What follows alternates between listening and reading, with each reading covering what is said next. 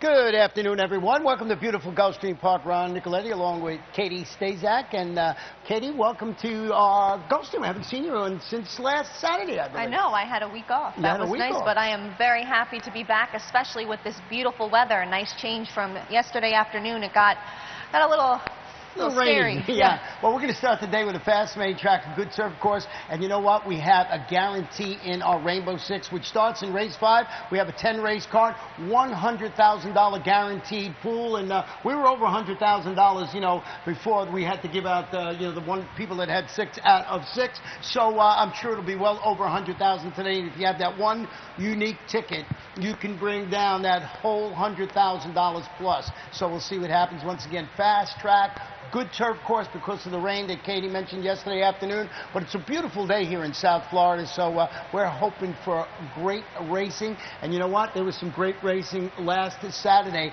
in the Belmont Stakes. We want to redial that and see what happened during the stretch run of the Belmont Stakes. Now, it may not be the result that a lot of fans were hoping for, but this really was a fantastic race. And what a stretch run. A duel to the finish, really, but not with the horse you may have think. California Chrome going for the Triple Crown, ended up finishing in a dead heat for 4th with Wicked Strong. But you are going to see a fantastic run from Tonalist, who ran here at Gulfstream before he went off to become a Classic winner. Yeah, and it was a really strong performance, and just got up to win it by a head. And congratulations to the Connections. We'll have to wait for that Triple Crown one more year. It'll be 37 years. When we'll get it next year, and I'm sure whoever wins the Triple Crown will either run or be stabled here at Gulfstream Park or our training facility up there, Palm Meadows. Absolutely. Commissioner, who was second, also ran here and trained here. And on the Belmont Stakes undercard, we had 5 stakes winners that all ran or trained at Gulfstream or Palm Meadows. So the best of the best come from here, do great things here, and go on to do great things everywhere else. Exactly. Now let's take a look at the Saturday card, our first race. This one is 6.5 furlong starter, optional claimer, 3-year-olds and up, claiming price $10,000. I know that you picked the number 4 PJ's Magical Wink, and you want to show them a video of its last race. I do. This is, you're going to see a video from May 24th. I was super impressed with PJ's Magical Wink. He closes from last. He's 5 wide, and he runs right by 4 dueling horses there in the stretch to get the win. He's on a 2-race win streak now while closing, which is hard to do. Hasn't even really switched his lead yet. I don't think he does in this race.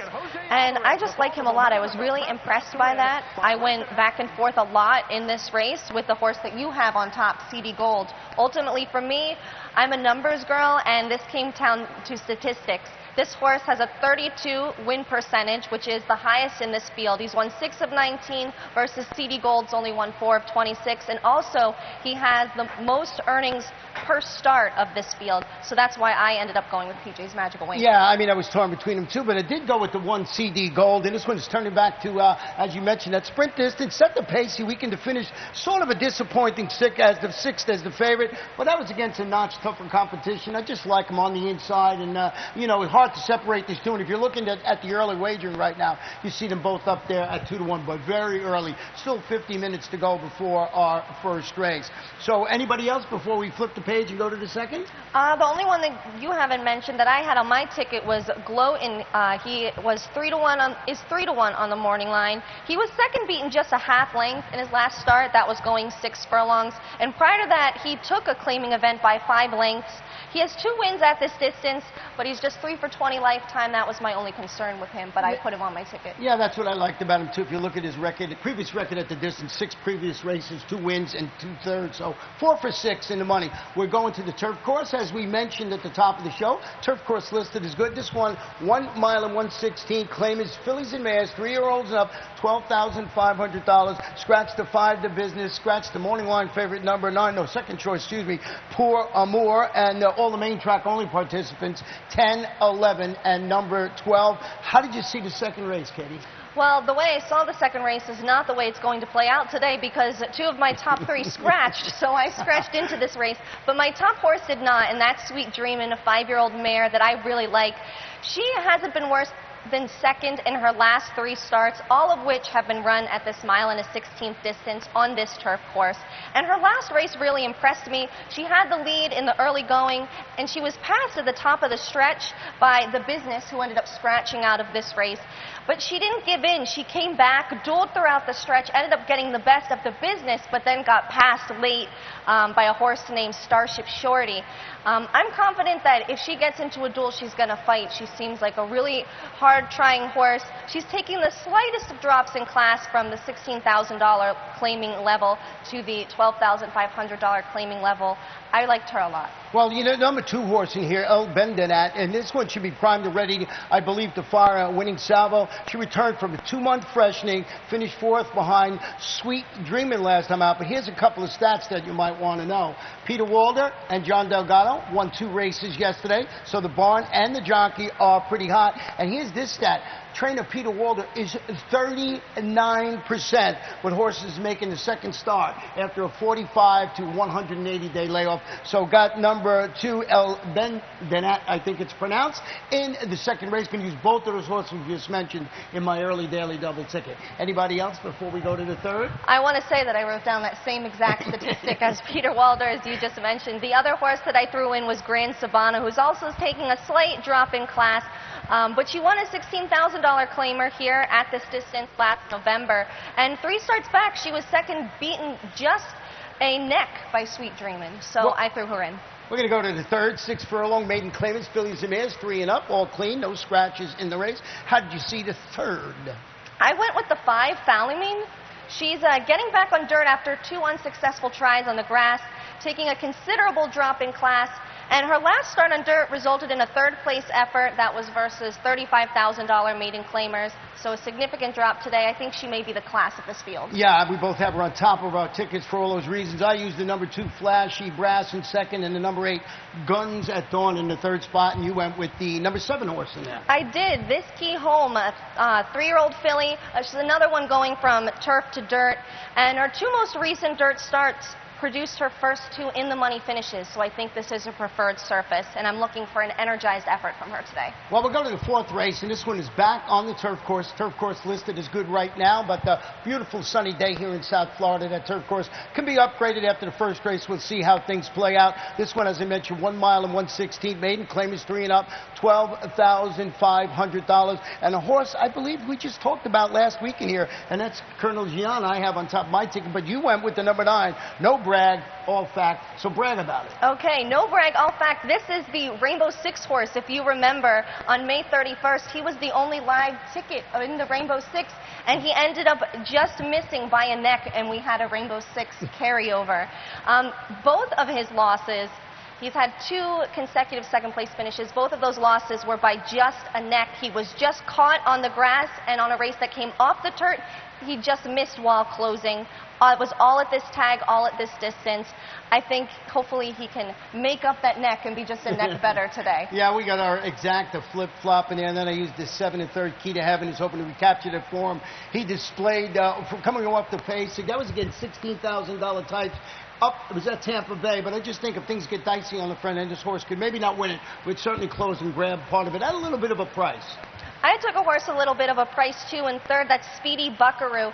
He has yet to hit the board in 2 career starts, but he broke really slowly both times, and his rallies were just a little bit too too late. He's trying turf for the first time and stretching out from 6 furlongs to 1 mile and 1/16. I think he's going to really love that extra distance. Well, we're really enjoying the 2-year-old racing here at Gulfstream Park this summer, and our 5th race is a 5 furlong sprint. These are maiden filly 2-year-olds, and this race has 1 scratch in at number 2, My Miss Venezuela, and I find this race very, very nice, and I used the number 3 Standard Deal, and I'm looking, and so did you. I did. So exciting getting these 2-year-olds running here as we get even closer to the Sire Stakes that's going to start up in August. I loved the Standard Deal's last race. She was pressuring the leader the entire time. We're going to see her race right now. The 1 Standard Deal. She fights through a 3-horse duel to the finish here, you're going to see, with Miss Amelita, who is favored that day and is running in the Starfish Bay tomorrow, and she just misses by a nose. I think she's going to do better today. I thought that was a very professional effort for a first-time starter. Yeah, we both went with the number 1 Everlasting Secret in second. This is daughter Lires. How do you say that word? Leroy Monasu, the sire, I can't say the sire's name there, debuting for Kathy Ridfu. I don't want to screw it up, so I'll find out and tell you later. Les Anamu, I think it's pronounced in there. Manny Cruz will ride the number 1 Everlasting Secret. We both have that one on the ticket, along with the number 6 Hollywell. Yeah, Hollywell, bred, owned, and trained by the Pinchin family, by Exclusive Quality, who was an undefeated stakes winner here at Gulfstream. So hopefully Hollywell will also like Gulfstream. She also posted the bullet work on May 30th, so training well up to this race. I got to learn how to say that horse's name. Every time I see it, oh yeah, you know, I screw it up a little bit, so I got to get it right next time. When I come back on the air a little later, I will have it right. 6th race, 5.5 furlongs, allowance optional claimer, fillies and mares 3 and up, $25,000. We have one jockey changing here, and on the number 1, Make the Rider, Abdil High-End. How did you see this race? I went with Little Michelle. Little Michelle's coming off her very first off-the-board finish, and that was in the Honey Rider Stakes here. And that was her first stakes appearance and her first try going a mile and a 16th. Today, she's going to try dirt for the first time, and she's cutting back to 5.5 furlongs. Her sire, Tis Wonderful, did his best running on the dirt, so I think she'll like that switch. She's also getting a bit of class relief. In her past 2 races, she's had to face the likes of Daring Cathy, who is turning out to be a very nice filly that we will see tomorrow in the Starfish Bay. And so no Daring Cathy. I think Little Michelle can make it up today. Your horse that I have a lot of interest in is the 5 Yes Liz, now in the Marty Wolfson barn. This is a $200,000 stakes place daughter of Yes It's True, making her first starts and breaking from a post 10, dueling for leading, fading to finish a distant 6, but that was against that state-bred stake race, the juvenile filly sprint, and it was last November. But Marty Wolfson, excellent bringing horses off the layoff, and he's 27% with new additions to his barn. So I'm really interested in seeing how number 5, Yes Liz, runs in our 6th race here. See you have it on the ticket along with the number 7. Dreaming of Aunt Diane. I'd agree. I'm so intrigued by Yes Liz that I would have her up higher if she wasn't coming off such a long layoff, but we'll see how she does today. Yeah, we're going to go to the 7th race now. This is a mile and a 16th on the turf. Maiden 3-year-olds and up, and these are special weight conditions. One jockey change, the number 4, Make the Rider, Carlos Olivero, and I believe we have a video of your horse in here, Cool Blue. Yes, we're going to show you another video. This is from May 18th. Oh, no, we don't have the video. They switched the 5th and the 7th is what happened. We were supposed to have the 7th. So, okay, but you can tell Sorry them about that. I will just tell you about this race because it impressed me. This was, Cool Blue made his turf debut on May 18th. That was a $35,000 maiden claiming event. He rallied from 7th and pretty much circled the field 4 wide. He closed really well to be 3rd, beaten less than 2 lengths that day. He kind of got down on the rail in the early going and didn't have a lot of running room, but once he got into his stride, he really flew home, so I'm looking to see another improved effort today. Well, the horse that I put on top of my ticket, I've been watching this horse since he came around, and that's the number 1,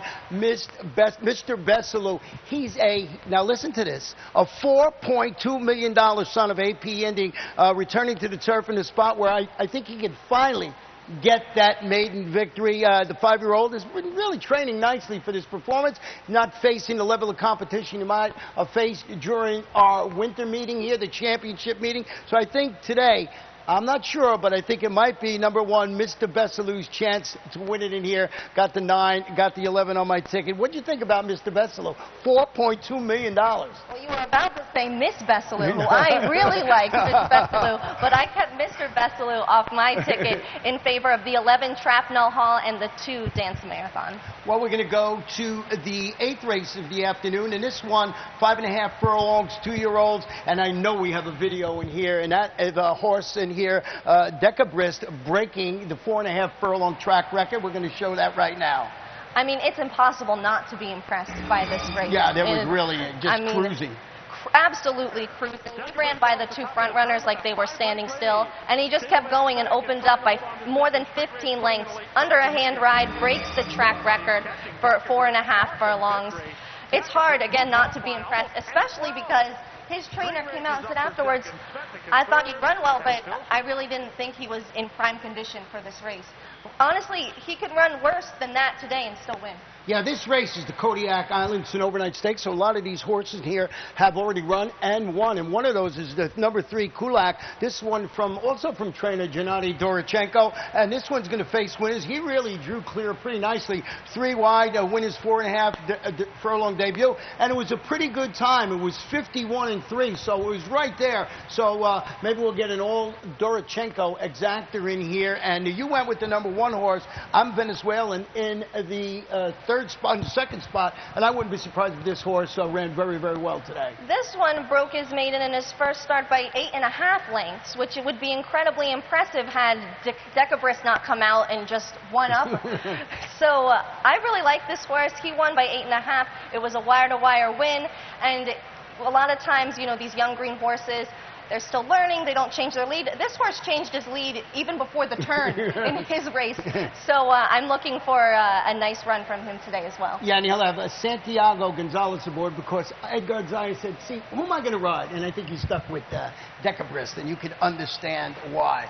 All right, we'll go back to the turf for our 9th race. 1 mile and 1/16, 3-year-olds. And we have a video in here of number 11, Little Daddy. But before we show it, I want to mention the scratches. Scratch the one, not your average Joe. Daring Cathy, who we mentioned tomorrow, will be in the Starfish Bay. Also scratch the 2 3/4 day. And jockey on the number 11 is now Jesus Rios.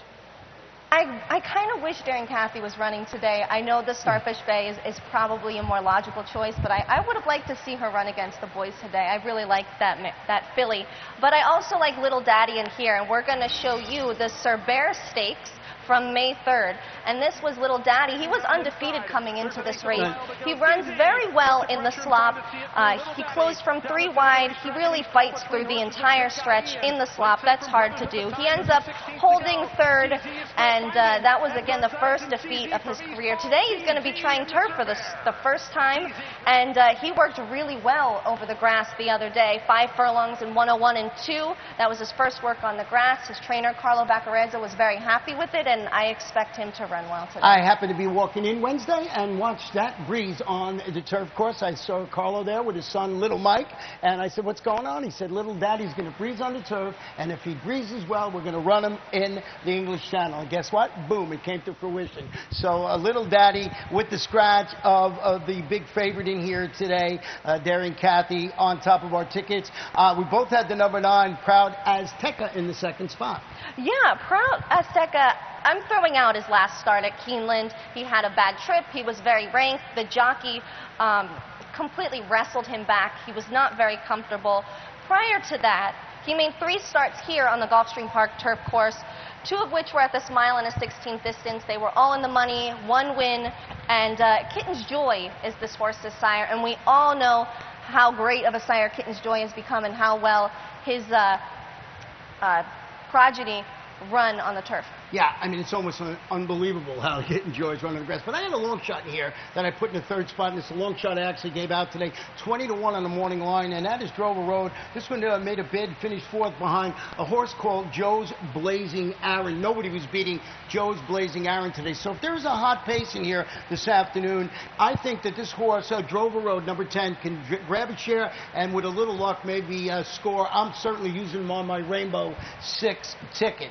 Well, we're going to flip the page and talk about our last race of the afternoon. We're on the main track, 6 furlong, claim is 3 and up, $12,500. And how did you see? We both have number 10, War Artist, on top of our ticket. I saw the race like you saw the race. Complete agreement here. I went with War Artist. He's taking a significant drop in class. He most recently ran for a $40,000 tag, running for a $12,500 tag today. And he hit the board twice running for $50,000. Once he was beaten less than 2 lengths. He gets blinkers off today, and Wesley Ward is the trainer who is winning at a 19% clip with blinkers off, also 26% of his maiden claiming races. Well, we have the 5, the Pepto Express, in our 2nd spot, and this one is looking for relief after finishing 2nd. Did you get that relief with Pepto? I don't know if it's named after Pepto-Bismol, but this one had a legitimate excuse in his racing outing at 5.5 furlongs. He broke in the air at the start. Yes. So, I mean, I think he can improve today, and we both had the number 4, Supreme Privilege, on our ticket. Yeah, Supreme Privilege was a well-beaten 2nd last time out. No one was going to beat Dolan's Joy that day in that race. He won by more than 10 lengths. He hasn't, but this horse hasn't run for this tag since January, and he started 7 times in that span running for more money. I think this is an easier spot for him, and he could do very well. Also, blinkers on for him. Well, I'm excited about this 10-race card, and like we mentioned earlier, race 5 is when the Rainbow 6 starts, and we have $100,000 guaranteed pool, and we got some pretty nice races today. We do have some pretty nice races. 2 stakes on the card, and then another stake to look forward to tomorrow. Yeah, and you know, Darren Cathy, she can be something special. Looks like she's going to move forward. You wanted to see her against the boys, huh? I did. David Fox, her trainer, told people in our staff this week that he thinks she's good enough to run at Saratoga this summer. So this is a nice filly. Well, we're going to see that, and hopefully she wins tomorrow and goes right up there to beautiful Saratoga. Well, that's it for Katie and I. Anything else, closing words before we head out for the rest of the afternoon here at Gulfstream? Just enjoy the day. It's beautiful. Take advantage of the sun while it's here. It doesn't look like it's going anywhere today. Good luck, everybody. Thanks.